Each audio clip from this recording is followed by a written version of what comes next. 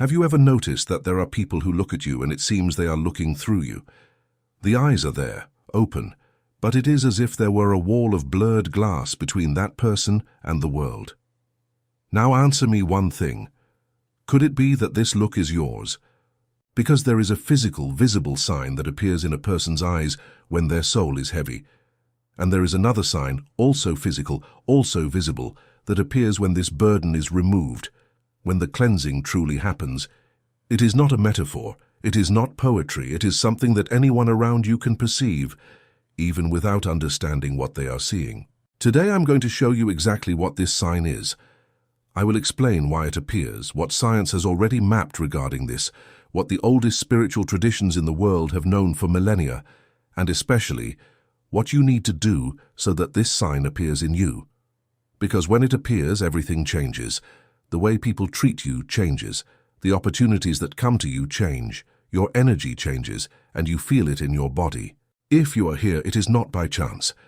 Stay until the end, because the third part of this video will give you a practical key that few people know, and that can transform your look in the next 30 days.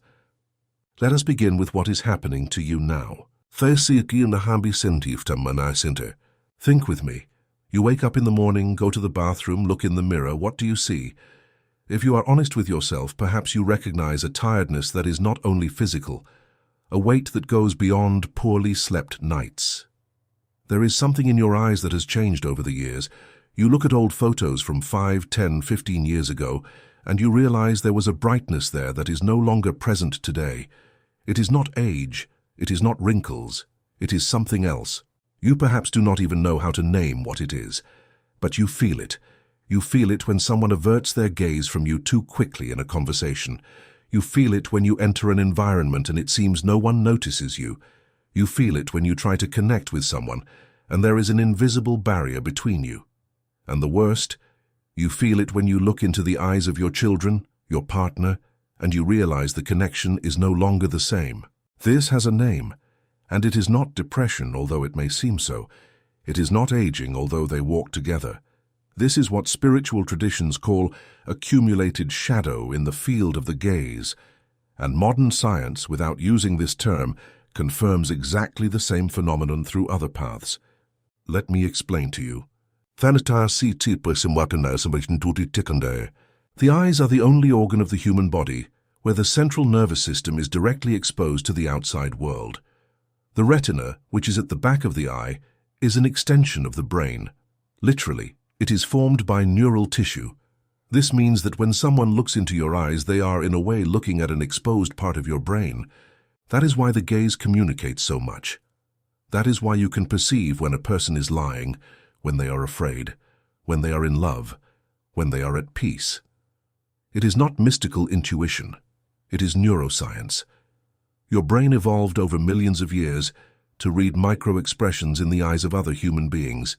It was a matter of survival. We needed to know if the other was friend or foe even before they opened their mouth. Now comes the part that almost no one talks about, the autonomic nervous system, the one that controls involuntary functions such as heartbeat, digestion, and breathing, also controls pupil dilation, the brightness of the gaze, the moisture of the eyes, and even the way the musculature around the eyes behaves. When a person lives in a chronic state of stress, fear, guilt, or resentment, the sympathetic nervous system remains permanently activated. It is the famous fight-or-flight mode that does not turn off. And what does this do to the gaze? It contracts. It hardens. It dries. The pupil becomes reactive in an irregular way. The gaze loses depth. The person begins to have that look that we popularly and intuitively call an empty look, a heavy look, or a dimmed look. In Brazil, we have a perfect expression for this.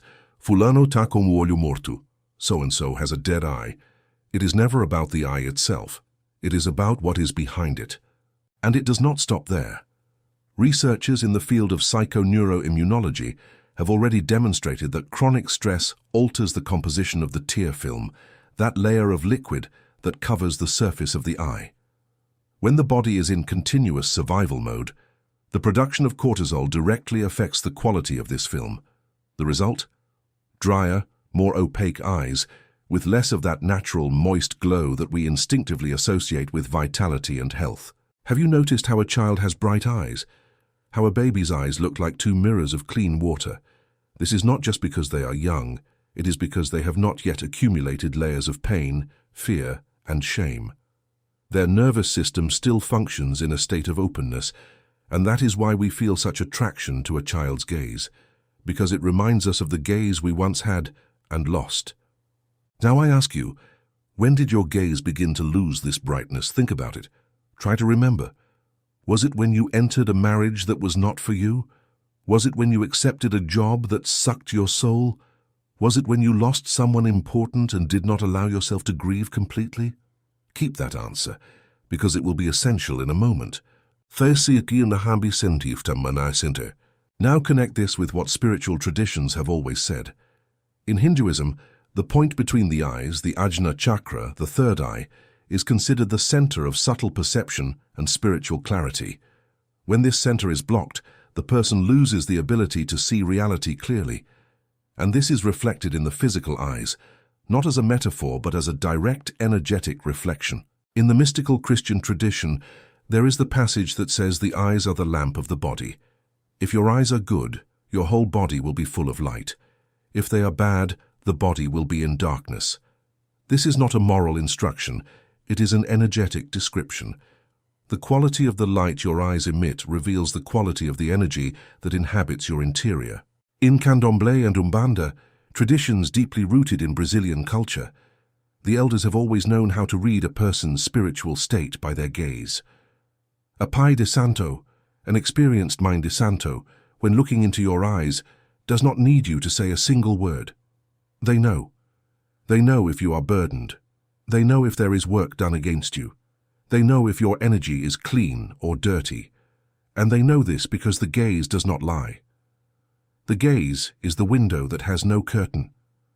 So realize, both science and spirituality point in the same direction. Your gaze is a mirror of your internal state. And when the soul is burdened with shadows, unresolved pains, stored hurts, buried guilts, fears that you pretend do not exist, the gaze changes, physically, visibly. In traditional Chinese medicine, the eyes are directly connected to the liver, and the liver in this tradition is the organ that stores anger. When a person lives with repressed anger, the liver becomes ill, and the eyes lose their luster. Yellowish, reddish eyes with blurred vision, all of this is associated with liver imbalance in Chinese medicine, and the anger does not need to be explosive. It can be that silent anger, that chronic indignation with life, that constant feeling that the world is unfair to you. This anger is more dangerous than a scream, because it corrodes from the inside without making a sound. In Japan, there is a concept called Mi no Chikara, which means the power of the eyes. The Japanese believe that a person with strong, clear, and present eyes has a high vital force, and that this force can be cultivated or destroyed, depending on how the person lives their emotional and spiritual life. Here in Brazil, in the Quilombola communities and in traditions of African matrix, the elders say that Olho limpo vê longe, a clean eye sees far. This popular phrase carries deep ancestral wisdom.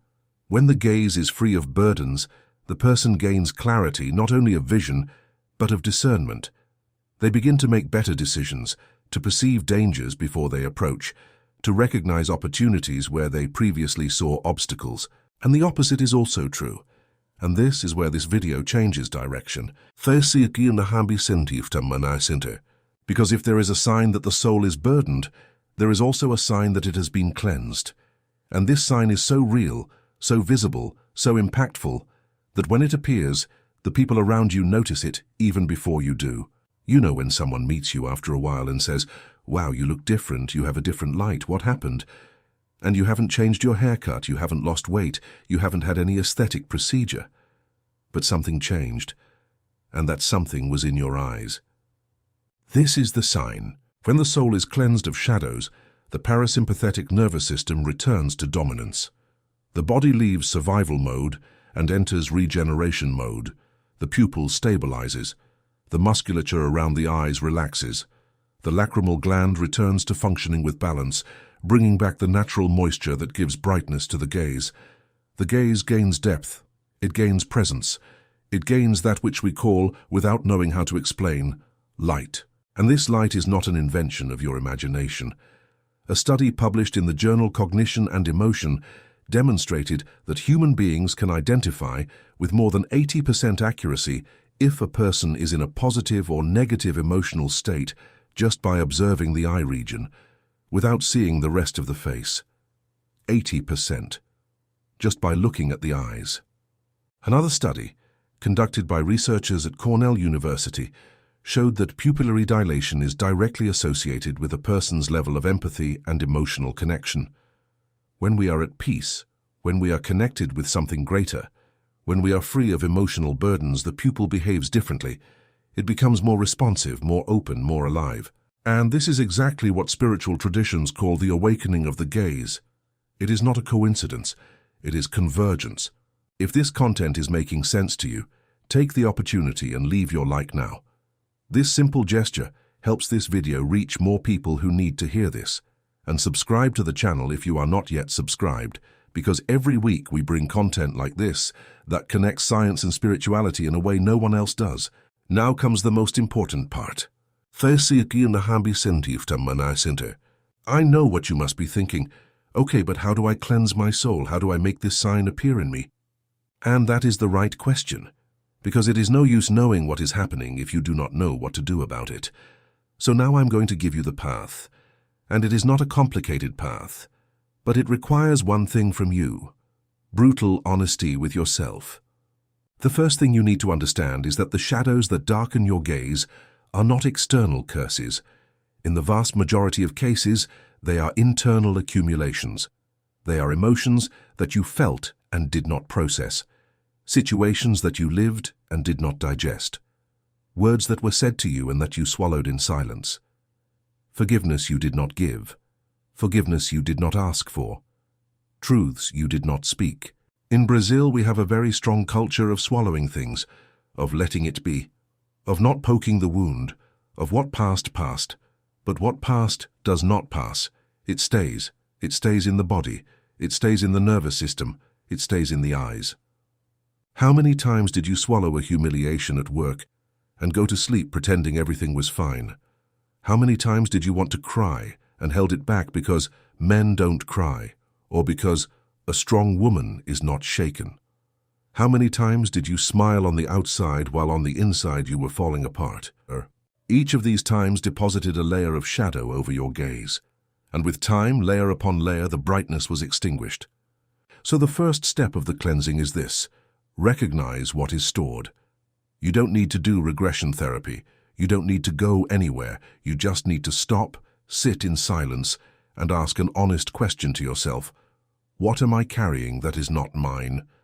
What am I holding on to that needs to be released? And when the answer comes, and it will come, allow yourself to feel. This is the second step.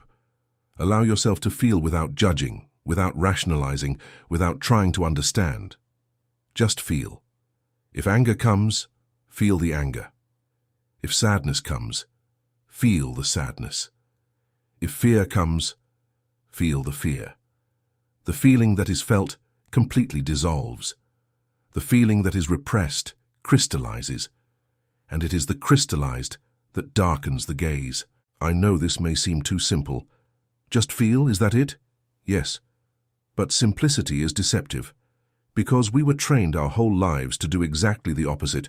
We were trained to swallow, to disguise, to move on, as if the past did not exist. In Brazil, the culture of levanta, sacuda poeira e dá a volta por cima, get up, shake off the dust and overcome, is beautiful in music, but dangerous in practice. Because every time you shake off the dust without looking at it, it does not disappear. It accumulates in a dark corner of your soul, and gradually it darkens your gaze. There is a complementary exercise that can help in this second step. I call it the emotional inventory. Take a notebook, it can be anyone, and write at the top of the page, what have I never allowed myself to feel, and then write, without stopping, without correcting, without rereading, let the hand go. It may come out disorganized, it may come out confused, things may come out that even you did not expect.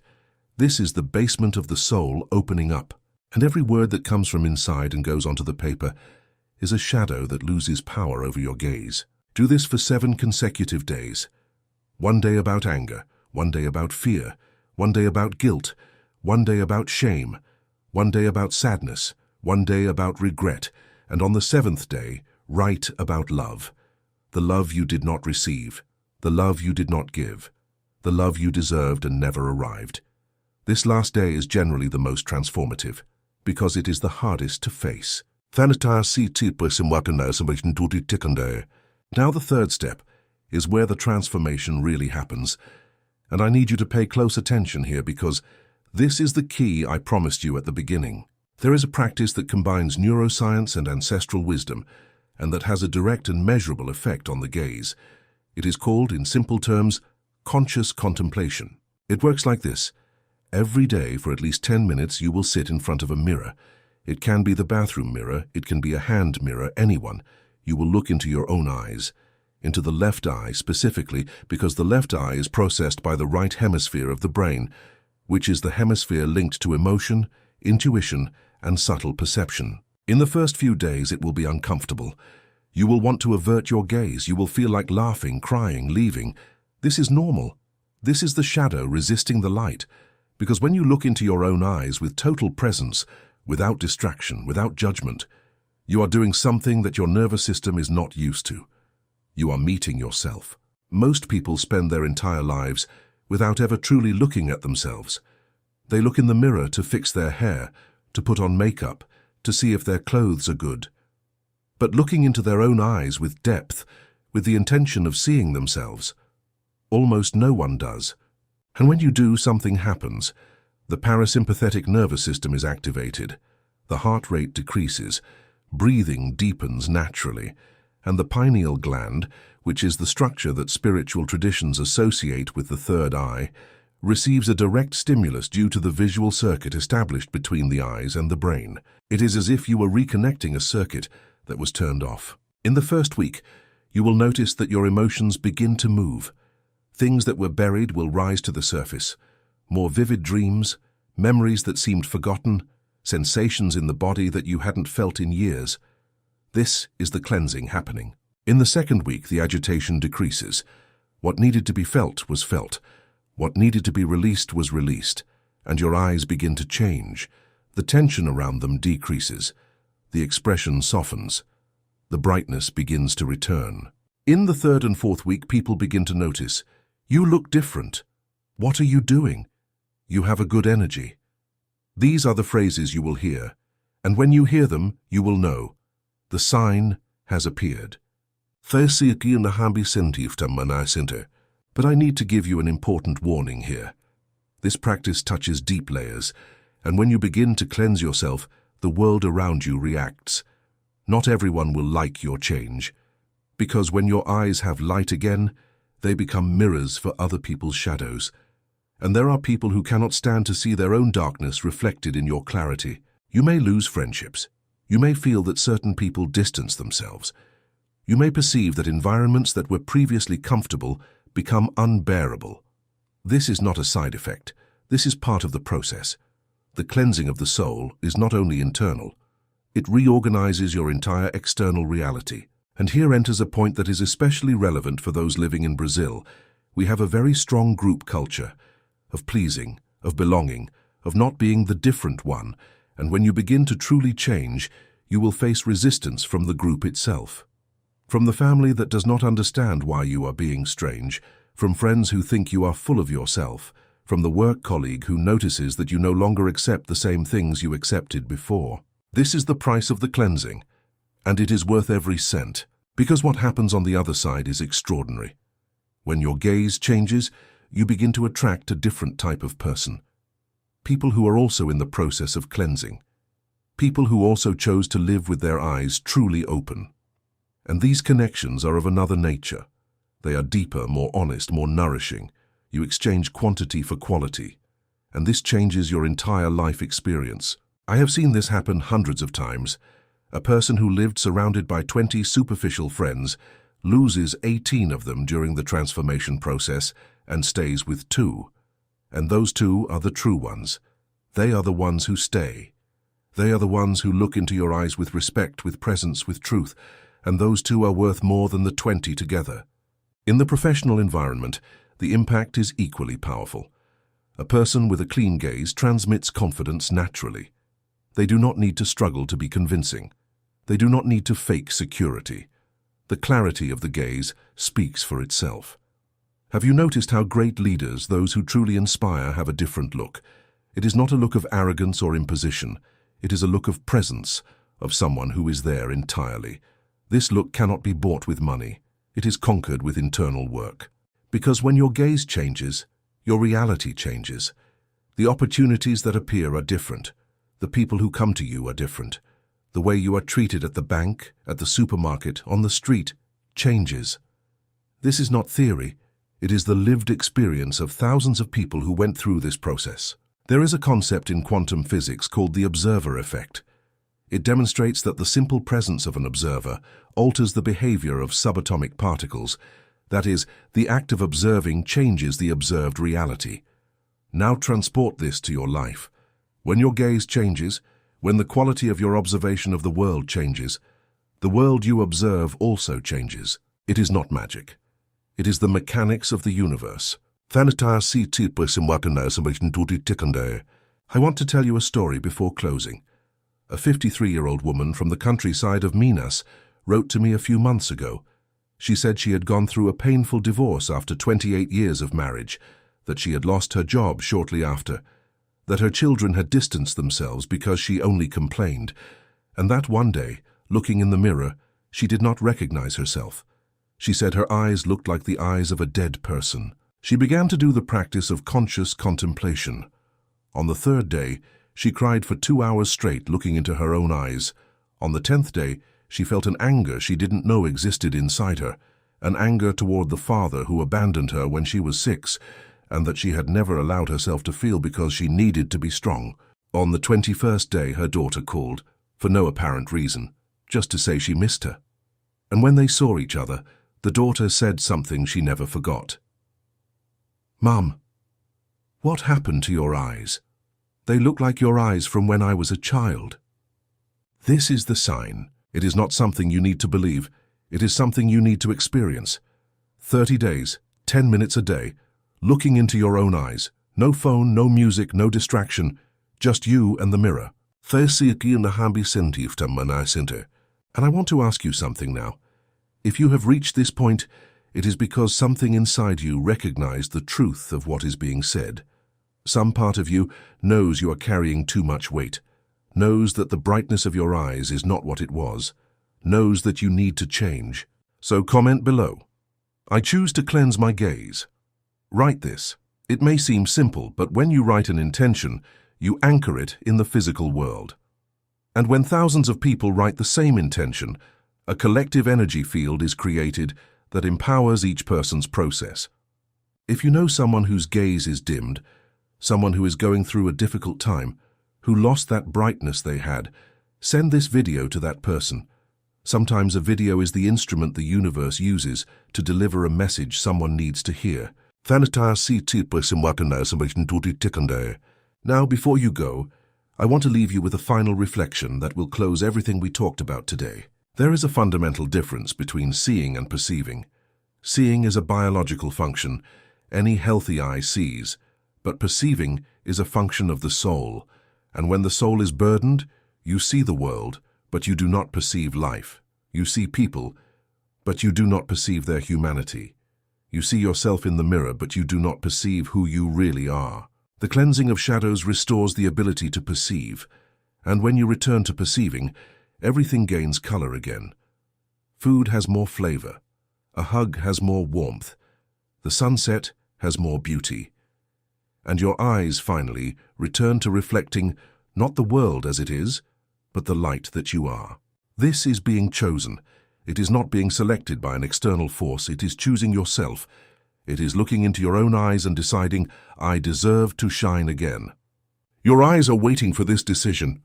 Do not delay. If this video moved you, subscribe to the channel and activate the bell, because in the next videos, I will go even deeper into this theme. I will show you other physical signs that indicate deep spiritual transformations, signs that appear in the hands, in the voice, and in sleep. You will not want to miss it. See you in the next video. Take care of your gaze. It is your signature in the world.